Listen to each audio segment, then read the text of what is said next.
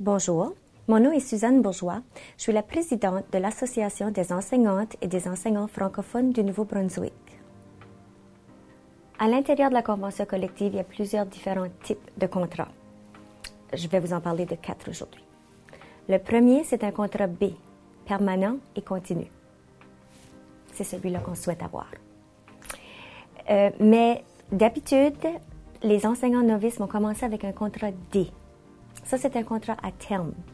Souvent, c'est parce qu'on remplacerait, tu ferais de la suppléance pour remplacer un enseignant de contrat B qui est en congé pour quelconque raison. Ce qu'il y a de particulier avec le contrat D, c'est qu'il vient avec des droits de rappel. C'est-à-dire, il y a quand même un petit bémol. Si, après, il faut avoir fait 6 mois consécutifs plus une journée de suppléance pour avoir droit de rappel. À la fin de l'année scolaire, les nouveaux postes qui seraient disponibles au début de l'année scolaire, il y a une liste, puis les personnes qui ont des droits d'appel peuvent appliquer pour ces postes-là. C'est assujetti à ta performance durant le temps que tu as été en contrat D et aussi avec ton habileté de répondre au prochain contrat. Les 2 autres contrats ne viennent pas avec de droit de rappel.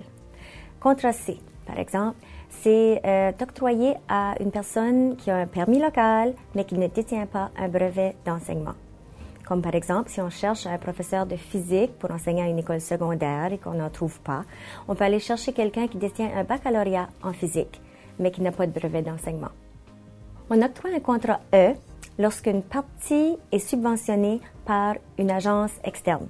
Par exemple, il y a un projet quelconque et le gouvernement fédéral paye une partie du contrat.